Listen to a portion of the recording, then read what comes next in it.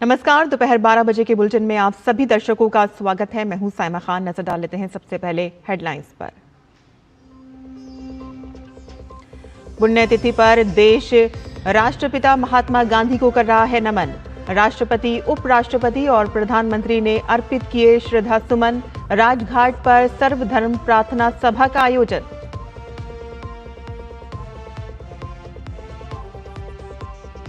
असम में अमित शाह आज करेंगे भाजपा पद अधिकारियों के साथ बैठक, तो वहीं नितिन नवीन आज से गोवा दौरे पर। संगठन को मजबूत करने पर रहेगा जोर।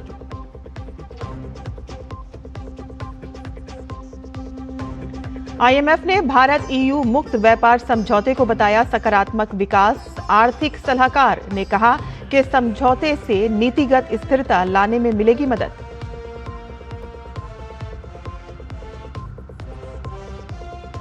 अमेरिका वेनेजुला के संबंध नए दौर में। अमेरिका की ओर से कमर्शियल एयर स्पेस खोलने की घोषणा के बाद वेनेजुला में मुख्य तेल कानून में सुधार को मंजूरी।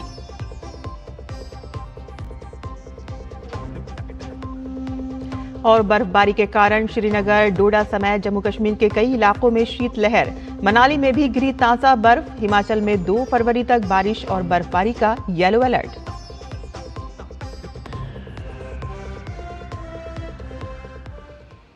समाचार विस्तार से।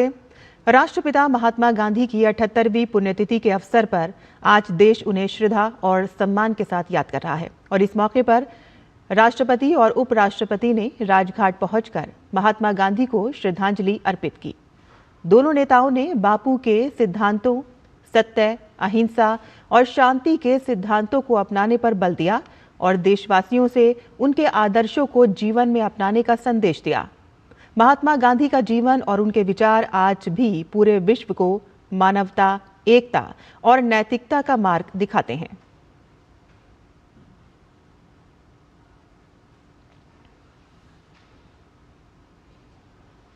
देश आज राष्ट्रपिता महात्मा गांधी की 78वीं पुण्यतिथि पर उन्हें श्रद्धांजलि अर्पित कर रहा है और इस अवसर पर नई दिल्ली के राजघाट स्थित गांधी समाधि पर सर्वधर्म प्रार्थना सभा का आयोजन किया गया और इस अवसर पर प्रधानमंत्री नरेंद्र मोदी ने महात्मा गांधी को श्रद्धांजलि अर्पित की। प्रधानमंत्री ने राष्ट्रपिता महात्मा गांधी को उनके पुण्यतिथि पर नमन करते हुए कहा कि पूज्य बापू का हमेशा स्वदेशी पर बल रहा, जो विकसित और आत्मनिर्भर भारत के सरकार के संकल्प का भी आधार स्तंभ है।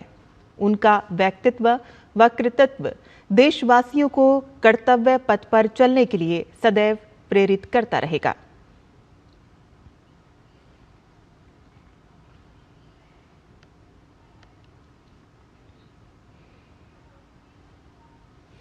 तीस जनवरी 1948 वह दिन जब महात्मा गांधी हमसे विदा हो गए। उनका जीवन, उनकी सोच और उनके आदर्श आज भी हमें प्रेरित करते हैं। आज पूरा देश शहीद दिवस पर बापू को श्रद्धांजलि अर्पित कर रहा है। देखिए हमारी ये खास रिपोर्ट।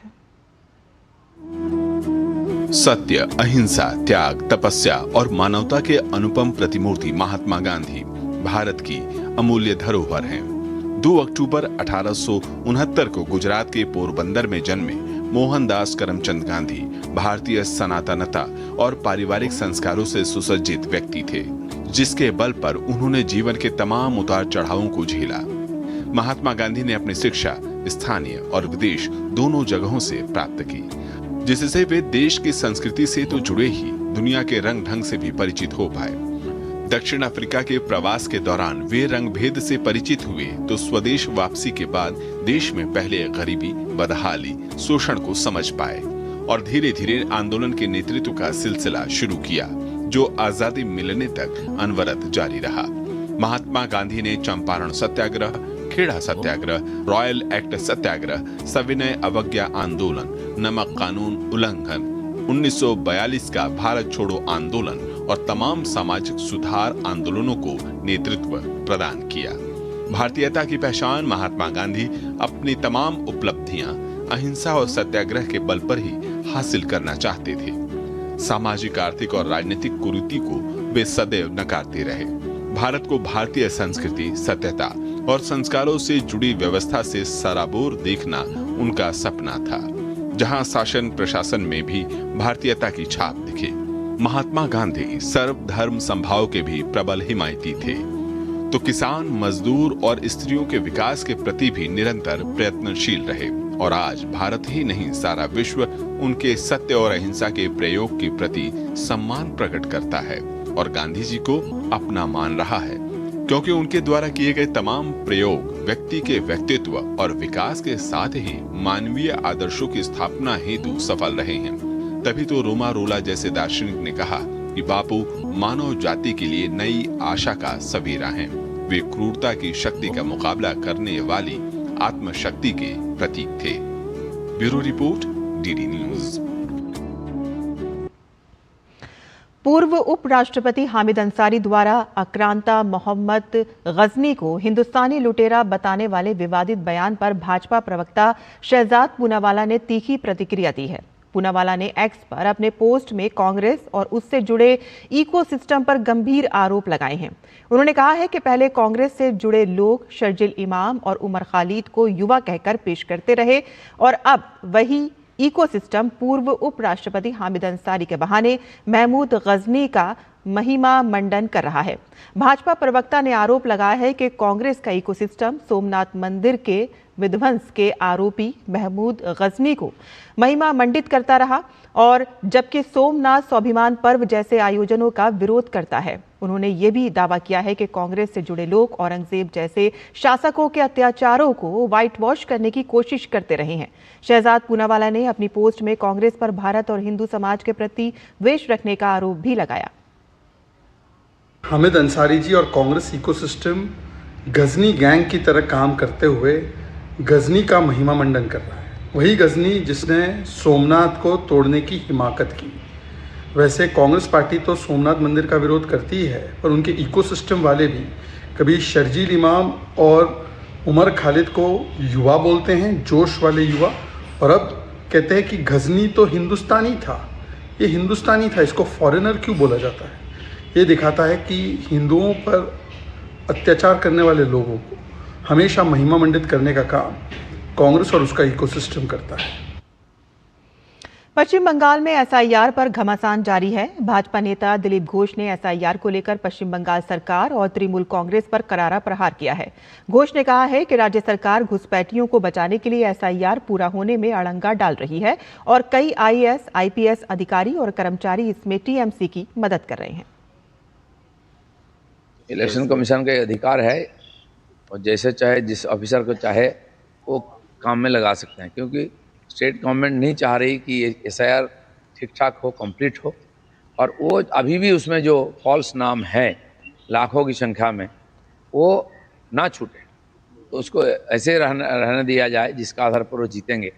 इसीलिए उनके कर्मचारी, यहाँ जो समस्या बंगाल में हो रहा है, राज्य सरकार की जो कर्मचारी हैं वो सारे बीएलओ से लेकर डीएम तक सभी लोग ये समस्या में युक्त हैं और ये साजिश टीएमसी कर रही है, ये लोग भी उसी का भाग है।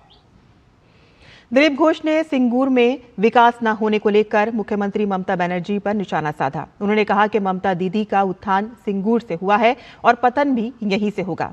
उन्होंने कहा कि ममता सरकार के 15 साल के कार्यकाल में राज्य में न रोजगार की स्थिति बेहतर हुई है और न ही खेती किसानी का विकास हुआ है और सिंगूर की स्थिति जंगल जैसी हो गई है।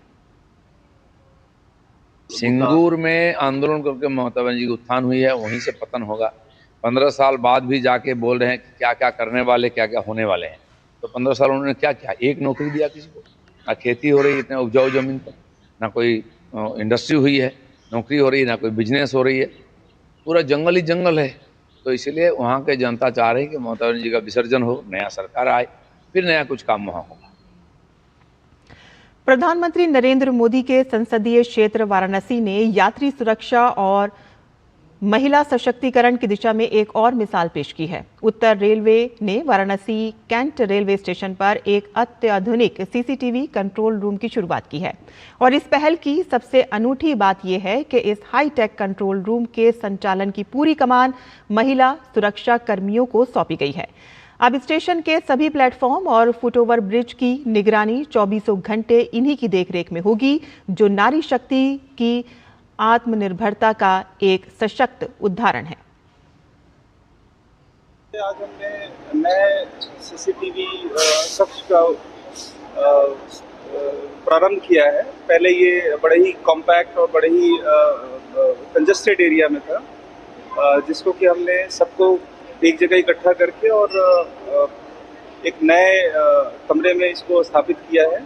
इससे सारे प्लेटफॉर्म्स पे, फुटओवर ब्रिजेस पे, सर्कुलेटिंग एरिया में जितने भी सीसीटीवी कैमरे लगे हैं उनकी एक बेहतर तरीके से हमारे आरपीएफ के स्टाफ निगरानी कर सकेंगे, जिससे कि कोई भी इंसिडेंट्स, कोई भी एक्टिविटी इस स्टेशन परिसर में हो रही होगी तो उसकी हमें ऑनलाइन जानकारी मिलेगी और हम जहां भी कोई कार्रवाई की आवश्यकता होगी तुरंत कर सकेंगे। दिल्ली सरकार ने पानी के बिलों की लेट पेमेंट सरचार्ज माफी योजना यानी कि LPSC माफी योजना की तारीख बढ़ा दी है। दिल्ली सरकार के मंत्री प्रवेश वर्मा ने बताया है कि दिल्ली के लोग 15 अगस्त तक इस योजना का लाभ ले सकते हैं। उन्होंने लोगों से KYC कराने की भी अपील की है। 15 अगस्त तक LPSC माफी योजना को हम आगे बढ़ा रहे हैं। मैं सारे दिल्ली के लोगों से कहना चाहता हूं कि जो अपने बिल को क्लियर कराना चाहते हैं, कृपया हमारी योजना का लाभ उठाएं। भारतीय वायुसेना ने एक बार फिर से मुश्किल हालात में अपनी ताकत और प्रतिबद्धता साबित की है। अरुणाचल प्रदेश की लाहौल वैली में करीब 9,500 फीट की ऊंचाई पर फैली भीषण जंगल की आग से निपटने के लिए भारतीय वायुसेना के MI-17 V5 हेलीकॉप्टरों को तैनात किया गया। दुर्गम और हिमालयी इलाके और कम ऑक्सीजन वाले वातावरण के बावजूद वायुसेना के हेलीकॉप्टरों ने अब तक 12,000 लीटर पानी गिराकर आग पर काबू पाने की कोशिश की। इतनी ऊंचाई पर फायर फाइटिंग ऑपरेशन बेहद चुनौतीपूर्ण माना जाता है, जहां उड़ान और सटीकता दोनों की कड़ी परीक्षा होती है। भारतीय वायुसेना ने सोशल मीडिया प्लेटफॉर्म X पर पोस्ट कर बताया है कि ये अभियान साहस, सटीकता और जीवन और नाजुक पर्यावरण की रक्षा के प्रति प्रतिबद्धता का प्रतीक है और इस ऑपरेशन से स्थानीय आबादी और हिमालयी इकोसिस्टम को बचाने में अहम मदद मिली है। और यहां बुलेटिन में रुकते हैं छोटे से ब्रेक के लिए। हम जल्द हाजिर होंगे, आप देखते रहिए DD न्यूज। टिंग टिंग, अम्मा मैसेज। मैं आपके मौसा के चाचा का नाती का पोता, शादी का कार्ड मैसेज में भेजा है, डाउनलोड करिए और आशीर्वाद दीजिए। मैं तो आपको जानती भी नहीं, फिर भी शादी का कार्ड खोलूं? मैं मूर्ख नहीं हूँ। क्या बात है अम्मा। UPI कहता है अगर कोई अनजान नंबर से फाइल या लिंक भेजे तो क्लिक मत करो और कहो मैं मूर्ख नहीं।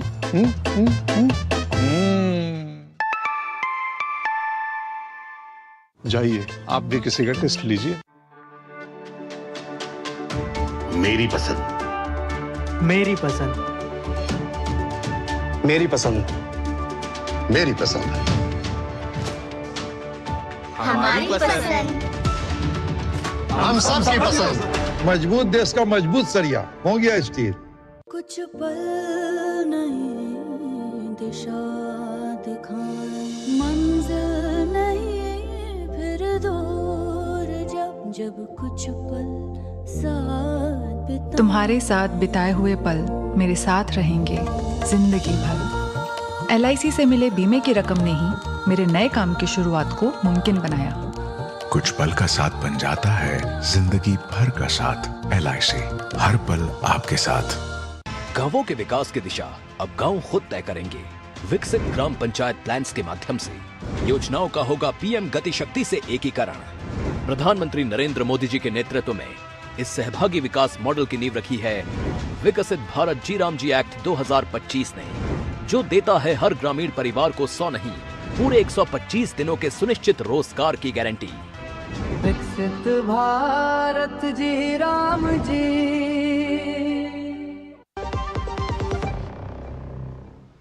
ब्रेक के बाद आपका फिर से स्वागत है। अंतर्राष्ट्रीय मुद्रा कोष ने भारत यूरोपीय संघ मुक्त व्यापार समझौते का स्वागत किया है। वैश्विक व्यापार में जारी तनाव और अनिश्चितताओं के बीच IMF ने इस पहल को एक सकारात्मक विकास करार दिया है। IMF के आर्थिक सलाहकार और अनुसंधान निदेशक पियरे ओलिवियर गोरिंचास ने कहा है कि ये समझौता दर्शाता है कि सरकारें अब वैश्विक बाजार में अपने संबंध विस्तार के लिए व्यवहारिक रास्ते तलाश रही हैं। उन्होंने कहा है कि ऐसे समझौते मौजूदा स्थिरता दौर में नीतिगत स्थिरता लाने का काम करेंगे। राष्ट्रपिता महात्मा गांधी की पुण्यतिथि पर उत्तर प्रदेश के मुख्यमंत्री योगी आदित्यनाथ ने लखनऊ में जीपीओ पार्क में स्थित उनकी प्रतिमा पर माल्यार्पण और पुष्पांजलि अर्पित कर भावभीनी श्रद्धांजलि दी। इस अवसर पर आयोजित कार्यक्रम में भजन कीर्तन के साथ ही गांधी जी के विचारों को याद किया गया और राष्ट्र के प्रति उनके त्याग को नमन किया गया। हिमाचल प्रदेश के मनाली में हुई ताजा बर्फबारी के साथ ही राज्य में मौसम का मिजाज एक बार फिर से बदल गया है। पश्चिमी विक्षोभ के सक्रिय होने से अब पूरे राज्य में ठंडक और बढ़ने वाली है। मौसम विभाग ने 30 जनवरी की रात से 2 फरवरी तक पूरे प्रदेश में बारिश और बर्फबारी की भविष्यवाणी की है। बिगड़ते मौसम को देखते हुए शिमला केंद्र ने एहतियात के तौर पर येलो अलर्ट जारी कर दिया है। मौसम का सबसे ज्यादा असर 1 फरवरी को दिखेगा जब कुल्लू, चंबा और लाहौल स्पीति जैसे ऊंचाई वाले इलाकों में भारी बर्फबारी हो सकती है। एक वेस्टर्न डिस्टर्बेंस जो हमारा वेस्टर्न हिमालय रीजन है इसको इफेक्ट करेगा। हालांकि आज 30 तारीख को जो है डिस्ट्रिक्ट लाहौल स्पीति, चंबा और किन्नौर यहीं पे 1-2 स्थानों में हाई रीचेस में हल्की बर्फबारी होने की संभावना है। फिर 31 तारीख से जो एक्टिविटी है बारिश और बर्फबारी की वो मिड और हाई हिल्स के डिस्ट्रिक्ट में कई क्षेत्रों में होने की संभावना है। और ये जो स्पेल है देखिए ये 1 तारीख को पूरे प्रदेश में ही बारिश और जो ऊपरी क्षेत्र है वहाँ बर्फबारी होने की संभावना है।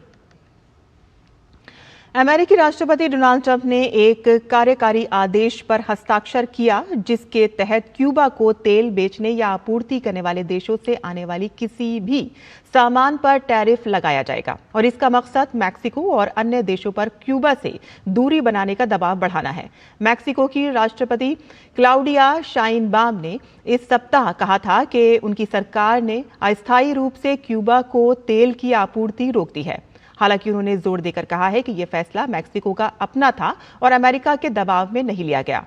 ट्रंप प्रशासन का यह कदम अमेरिकी विदेश नीति में क्यूबा के प्रति सख्त रुख की पुष्टि करता है और मैक्सिको सहित अन्य पड़ोसी देशों के लिए एक चुनौतीपूर्ण स्थिति पैदा कर सकता है। अमेरिकी राष्ट्रपति डोनाल्ड ट्रंप ने कनाडा को धमकी दी है कि अगर हालात नहीं सुधरे तो अमेरिका में बिकने वाले किसी भी कनाडाई विमान पर 50% टैरिफ लगाया जाएगा। यह कदम अमेरिका और कनाडा के बीच बढ़ते व्यापार विवाद का हिस्सा है। ट्रंप ने कहा है कि जॉर्जिया के गल्फ स्ट्रीम जेट विमानों को प्रमाणित न करने के जवाब में ये कार्रवाई की जा रही है और बॉम्बार्डियर सहित सभी कनाडाई विमानों को अप्रमाणित किया जाएगा। ट्रंप की चेतावनी दी है कि स्थिति तुरंत नहीं सुधरी तो टैरिफ लागू कर दिया जाएगा। सोशल मीडिया पर पोस्ट की गई ट्रंप की धमकी कनाडा से आयातित वस्तुओं पर 100% टैरिफ लगाने की उनकी पिछली चेतावनी के बाद आई है जो चीन के साथ प्रस्तावित व्यापार समझौते को आगे बढ़ाने के संदर्भ में थी। हालांकि ट्रंप की धमकी में आयात कर लगाने की तारीख के बारे में कोई विवरण नहीं दिया गया है क्योंकि कनाडा पहले ही समझौता कर चुका है। वहीं यूरोपीय संघ ने ईरान पर बड़ी कार्रवाई की है। ईरान में देशव्यापी प्रदर्शनों पर हुई हिंसक कार्रवाई को लेकर ईरानी अर्धसैनिक रेवोल्यूशनरी गार्ड को आतंकवादी संगठनों की सूची में डाल दिया गया है और साथ ही IRGC के शीर्ष कमांडर समेत 15 अधिकारियों के साथ 6 संगठनों पर प्रतिबंध लगा दिया गया है। अर्धसैनिक बल IRGC को आतंकवादी संगठनों की सूची में डालने से ये संगठन अल-कायदा, हमास और इस्लामिक स्टेट की श्रेणी में आ गया है।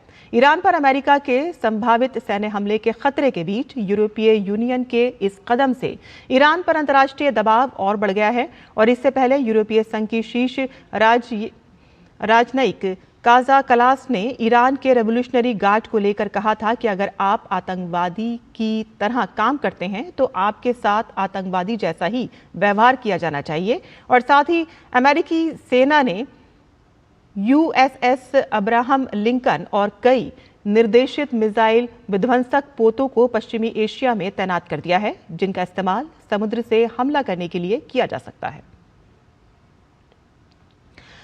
पश्चिम एशिया के कई देशों ने अमेरिका और ईरान के क्षेत्रीय तनाव कम करने और अपने मतभेद सुलझाने के लिए संवाद फिर से शुरू करने का आग्रह किया है और इस बीच सऊदी अरब और संयुक्त अरब अमीरात ने स्पष्ट किया है कि उनका हवाई क्षेत्र और भूमि ईरान के खिलाफ किसी भी सैन्य कार्रवाई के लिए इस्तेमाल नहीं होगी।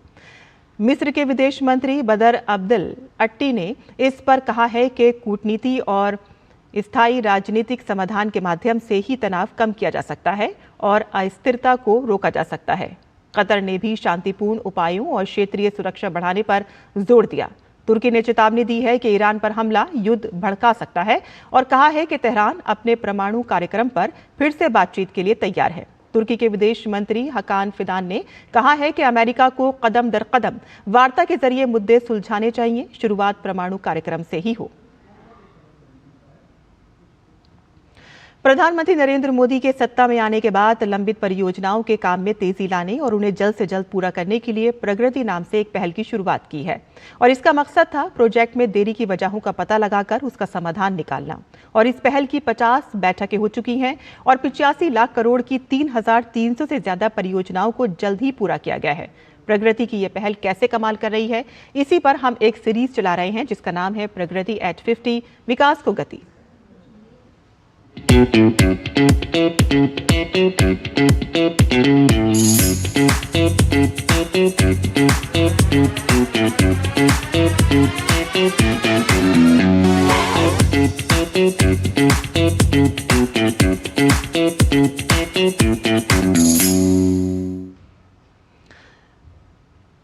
प्रगति महज एक नाम नहीं बल्कि विकास की वो गारंटी है जिसकी बानगी हरियाणा का एक प्रोजेक्ट है और जिसकी 2018 में कई राउंड समीक्षा के बाद महज 1 साल में परियोजना जमीन पर उतर गई और साथ ही प्रधानमंत्री के दृढ़ संकल्प और लोगों के साथ उनके भावनात्मक जुड़ाव को भी दर्शाती है।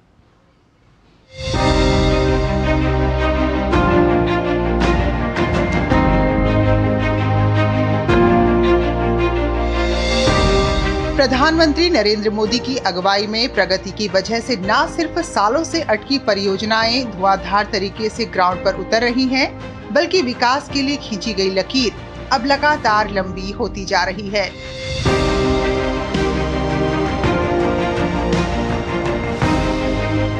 ऐसी ही एक रुकी हुई परियोजना प्रगति में हुई समीक्षा के बाद महज 1 साल में ही पूरी हो गई।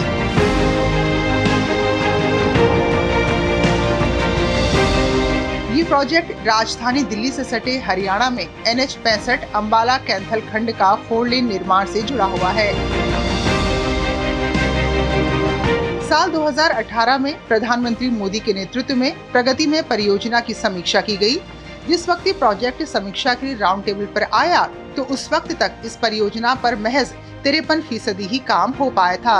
समीक्षा के बाद परियोजना की रफ्तार टॉप गियर से ऐसे आगे बढ़ी जिसका परिणाम ये हुआ कि साल 2019 में सफल समापन के बाद उद्घाटन हो गया। ये परियोजना कुल 95.360 किलोमीटर लंबी है और इसे 2 चरणों में पूरा किया जाना था। पहला चरण अंबाला से पेहोवा के बीच लगभग 50.860 किलोमीटर तक था, जबकि दूसरा चरण पेहोवा से कैथल तक लगभग 95.360 किलोमीटर था। प्रोजेक्ट में बहुत सारे चैलेंजेज आए। अंततः जब ये प्रोजेक्ट कंप्लीट हुआ, जितने भी ये ट्रैफिक सेफ्टी के कंसर्न्स थे हमारे जो ट्रांसपोर्टेशन के कंसर्न, सारे ये चीजें रिजॉल्व हो गई। ये प्रोजेक्ट महत्वपूर्ण रहा है हरियाणा के लिए, हरियाणा के विकास के लिए। प्रोजेक्ट ने हरियाणा को नई दिशा दी है ट्रांसपोर्टेशन के क्षेत्र में, हमारे सेफ्टी के क्षेत्र में और लोगों की सुविधा के क्षेत्र में। पूरा एरिया का विकास हुआ है।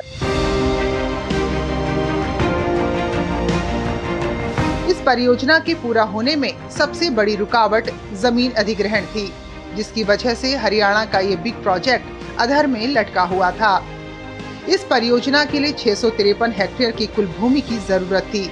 लगभग 67 हेक्टेयर जमीन का अधिग्रहण हरियाणा सरकार के पास लंबित था। पीएम मोदी की अगुवाई में समीक्षा के दौरान जब ये विषय आया तो 2 समीक्षा बैठकों के दौरान मैराथन मंथन हुआ और राज्य अधिकारियों के साथ समन्वय, निरंतर निगरानी और सक्रिय भागीदारी के जरिए तमाम समस्याओं का निपटारा किया गया। जिस तेजी के साथ समीक्षा का पहिया घूमा, उससे ज्यादा गति के साथ वे परियोजनाएं जमीन पर उतर सकी। कैथल रोड बहुत अच्छा बना हुआ है। किसी टाइम पे कैथल रोड जाना बड़ा मुसीबत वाली बात होया करती थी, लेकिन अब जो कैथल रोड है हमें पता नहीं लगता कि हम कब कैथल पहुंच गए हैं। जहाँ हमें 6 घंटे सफर करना पड़ा, आज वो हम सफर 3 घंटे में तय कर सकते हैं। आने जाने में बड़ी प्रॉब्लम सॉल्व होगी। जो 65 मार्क अंबाला से कैथल का, उसके बनने के बाद सभी रास्ते में आने वाले गांव की जनता को फायदा हुआ। पहले तो कैथल जाने के लिए 2-2.5 घंटे लग जाते थे, अब रोड ऐसा बन गया 152 कि आप सिर्फ यहाँ से निकलो और 1 घंटे में मात्र कैथल पहुंचे।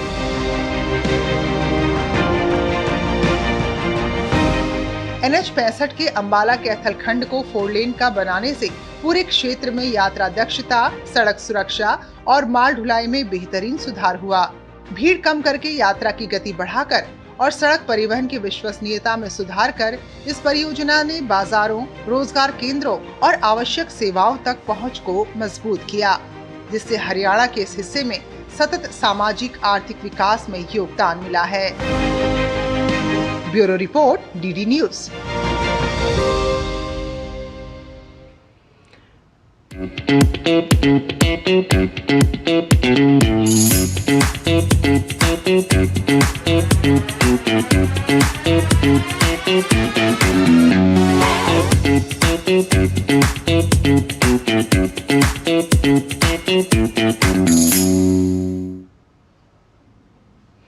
तेलंगाना के मुलुगु जिले के मेदाराम गांव में आस्था का महासंगम जारी है। एशिया का सबसे बड़ा आदिवासी पर्व मेदाराम जतारा पूरे श्रद्धा और परंपरा के साथ मनाया जा रहा है। 2 साल में एक बार आयोजित होने वाला ये महोत्सव आदिवासी देवियों सम्मक्का और सरलम्मा को समर्पित है, जो अन्याय के खिलाफ संघर्ष और प्रकृति की शक्ति का प्रतीक मानी जाती हैं। बिना मंदिर और मूर्ति के जंगल और परंपरा से जुड़ी इस अनूठी पूजा में लाखों श्रद्धालु शामिल हो रहे हैं। देखिए हमारी ये खास रिपोर्ट।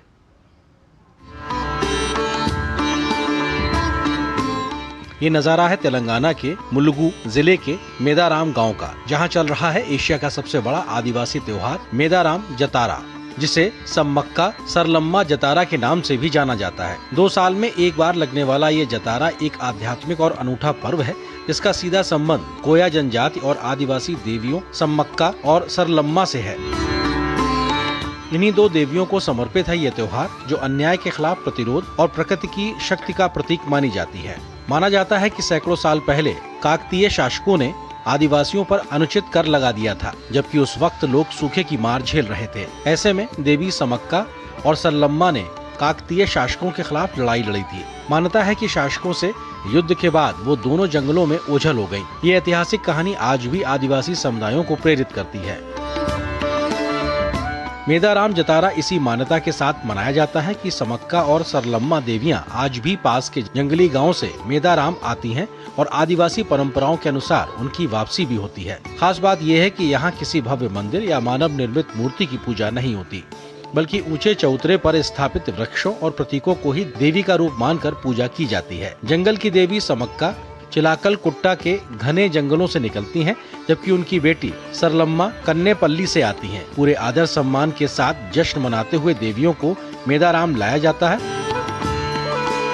त्योहार का एक और महत्वपूर्ण आकर्षण मंगारम चढ़ाना है। मंगारम का अर्थ होता है सोना। इस पर्व में भक्त असली सोने के बजाय गुड़ को सोना मानकर अपने शरीर के वजन के बराबर गुड़ दोनों देवियों को भेंट करते हैं। घना और चुनौतीपूर्ण जंगली इलाका होने के बावजूद इस जतारा के दौरान मेदाराम गांव इंसानों के सागर में बदल जाता है और बन जाता है आस्था का अलौकिक केंद्र। Bureau report, DD news. आगे बढ़ते हैं, जहां अमेरिकी राष्ट्रपति डोनाल्ड ट्रंप ने कहा है कि रूस अत्यधिक ठंड के कारण कुछ समय के लिए यूक्रेन के साथ संघर्ष में गोलीबारी रोकने पर सहमत हो गया है।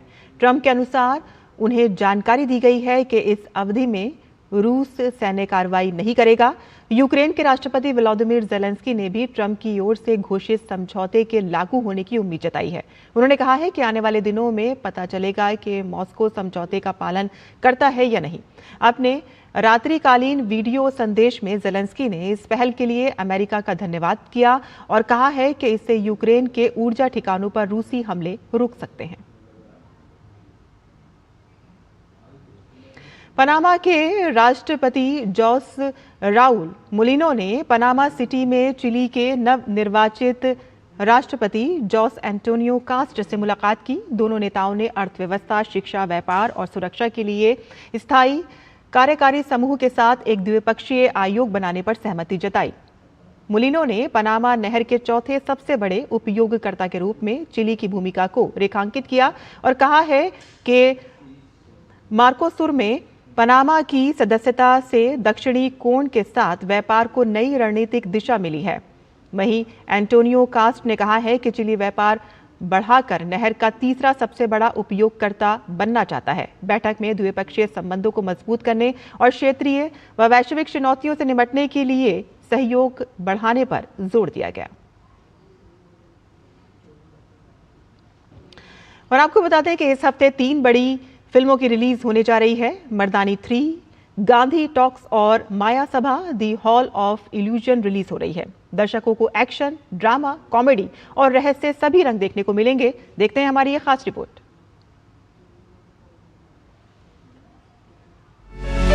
रानी मुखर्जी एक बार फिर खाकी वर्दी में नजर आएंगी। मर्दानी फ्रेंचाइजी की तीसरी फिल्म में आईपीएस शिवानी शिवाजी रॉय एक बार फिर उन अपराधियों के खिलाफ मोर्चा खोलती हैं जो मासूम बच्चियों की तस्करी करते हैं। 2014 में शुरू हुई ये फ्रेंचाइजी और 2019 की दूसरी फिल्म दोनों ही बॉक्स ऑफिस पर मजबूत प्रदर्शन कर चुकी हैं। इस बार कहानी और ज्यादा सख्त है। शिवानी वक्त के खिलाफ दौड़ती नजर आएंगी। गायब लड़कियों को बचाने के मिशन पर एक्शन पहले से ज्यादा तीव्र है और दाव पहले से कहीं बड़े हैं। एक silent black comedy film Gandhi talks भी रिलीज हो रही है 30 जनवरी को, जिसमें विजय सेतुपति और अरविंद स्वामी मुख्य भूमिका में हैं। निर्देशक किशोर पांडुरंग बेलेकर की इस फिल्म में लालच और भ्रष्टाचार की कहानी बिना एक भी संवाद के कही गई है। फिल्म में संवाद की जगह AR रहमान का संगीत कहानी कहता है, जो इसे एक अनोखा सिनेमाई प्रयोग बनाता है। इस हफ्ते की तीसरी रिलीज है माया सभा द हॉल ऑफ इल्यूजन।